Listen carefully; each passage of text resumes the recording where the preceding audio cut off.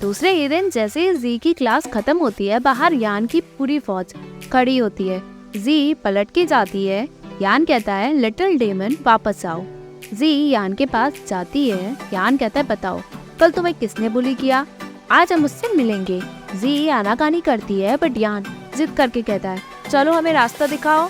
तभी जियाशु जी का बैग लेकर उसी गली ले जाता है जहाँ जी को कल बुली किया गया था। यान उसे लॉलीपॉप देकर कहता है, बताओ वो लोग दिखने में कैसे हैं? जी उनके बारे में सब कुछ बताती है। यान कहता है, तुमने बताया क्यों नहीं कि वो सभी लड़कियां हैं? जी कहती है, तुमने पूछा ही नहीं, रहने दो। यान कहता है, रुको, लड़का हो या लड़की, कोई भी मेरी बहन को बुली नहीं कर सकता। वो लोग अंदर लड़कियों के पास जाते हैं। बाहर एक फ्रेंड जी के साथ रुकता है। अंदर जाकर यान उनके स्मोकिंग पैकेट और लाइटर को लेकर अपने पैरों से रोलता है। लड़की कहती है, क्या कर रहे हो? कौन हो तुम लोग? जियाशु कहता है, मैंने सुना तुमने मेरी फ्रेंड से पैसे लिए। लड़की पूछती है, कौन हो तुम लोग? यान कहता है, उससे फर्क नहीं पड़ता, बट मैं तुम्हें जानता हूँ, बस यही इम्पोर्टेंट है। तुमने मेरी बहन से कल पैसे लिए और उसे थप्पड़ भी मारा। लड़की कहती है, मैंने बस पैसे लिए और उसे कुछ भी नहीं किया। तुम बकवास बातें क्यों बना रहे हो? यान करीब जाकर कहता है, अगर तुमने उससे 2 युआन भी लिए होते तो भी मैं तुम्हारे पास आकर उसका हिसाब किताब करता। उसका वॉलेट दो। लड़कियां शांत रहती है। यान दोबारा चिल्लाता है। लड़की वॉलेट दे देती है।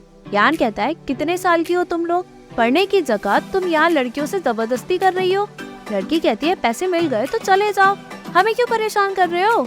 जियाशु पूछता है, गैंग का लीडर तुम हो क्या? लड़की डर के मारे बैठ जाती है। जियाशु कहता है, सुनो, लड़ाई कुछ सॉल्व नहीं कर सकती। कमजोर लोग ही लोगों को बुली करते हैं क्योंकि वो उनसे ज्यादा कमजोर होते हैं, समझी? लड़कियां एग्री करती है। यान कहता है, अगली बार अपनी पढ़ाई पे ध्यान देना और ऐसा कुछ दोबारा मत करना। वो लोग चले जाते हैं। जी सभी को वहाँ वापस लौटते हुए देखती है। यान उसे उसका वॉलेट दे देता है। जी यान से वॉलेट ले लेती है। तभी यहाँ सभी दोस्त मस्ती मजाक करते हैं कि उन्होंने अंदर सिचुएशन कैसे हैंडल किया। जियाशु जी से कहता है, किडो तुम्हारा छोटा फेस फूला क्यों लग रहा है?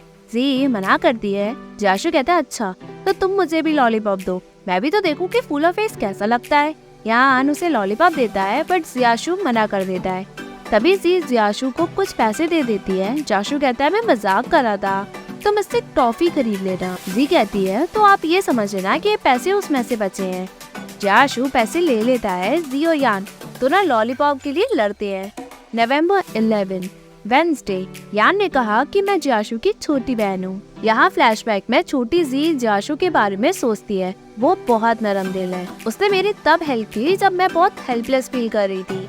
उसे जियाशु के सभी फ्लैशबैक याद आते हैं और वो सोचती है, मुझे जल्दी बड़ी होकर बेहतर इंसान सिर्फ उसी जैसा बनना है। वो सोती है। उसे जियाशु का दिया हुआ बल्ब याद आता है। वो बल्ब खोलकर उस पे जियाशु और अपनी ड्राइंग बनाकर अपने टेबल लैम्प से बल्ब एक्सचेंज करती है। यहाँ स्कूल में टीचर अनाउंस करता है कि ज़ेनरू स्कूल ट्रांसफर ले रही है।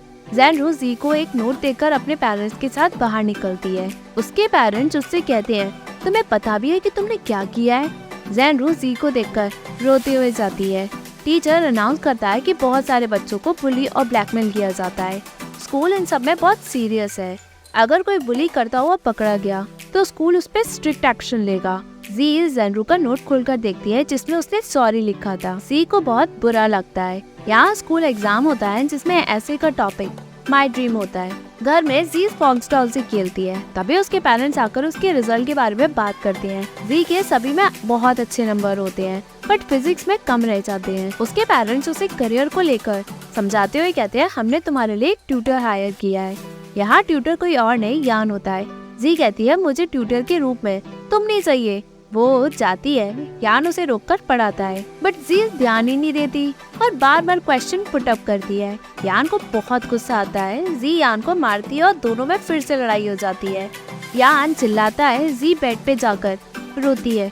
यान अपने गुस्से को कंट्रोल करने की बहुत कोशिश करता है। इस इंसिडेंट के बाद दोनों भाई बहन अपने पेरेंट्स को एक दूसरे की गलतियाँ गिनवाते हैं। पेरेंट्स ये डिसाइड करते हैं कि हम एक नया ट्यूटर को ढूंढेंगे। रात में मदर जी के लिए दूध लाती है। वो यान की ड्राइंग दिखाती है। मदर उसे देखकर बहुत खुश होकर कहती है, हमने न्यू ट्यूटर ढूंढ लिया है, वो कल 10 बजे आएगा, जल्दी से सो जाओ। जी का मुंह बनता है और वो सोचती है, इतनी जल्दी कैसे ढूंढ लिया, मुझे नहीं चाहिए। वो गुस्सा अपनी ड्राइंग पे निकालकर एक प्लान बनाती है। मैं सुबह भाग जाऊंगी। इससे टीचर को लगेगा कि मैं बहुत बेकार हूँ। वो खुद ही भाग जाएगा। वो कपड़े निकालती है। फाइनली सुबह हो जाती है। यहाँ जी सोती रह जाती है। तभी एकदम से वो उठती है। एपिलॉग में दिखाया जाता है यहाँ जियाशु अपने ऑफिस में काम करता है। तभी उसे अपने होम टाउन का पर्सन मिलता है। दोनों में अच्छी कॉन्वर्सेशन होती है। वो उसे टेल ऑफ एडवेंचर गेम के बारे में बताकर कहता है कंपनी मुझे अगले साल यही के हेडक्वार्टर में इस गेम के लिए भेज देगी। अगर तुम ज्वाइन करना चाहते हो तो कर सकते हो। जियाशु कहता है ठीक है, मैं सोच कर बताता हूँ। तभी जियाशु के पास यान का कॉल आता है। वो कहता है क्या तुम मेरी बहन को स्कूल से पिकअप कर लोगे। तभी एपिसोड एंड होता है। Hey viewers, if you like this video please like, share और subscribe this channel. Thank you.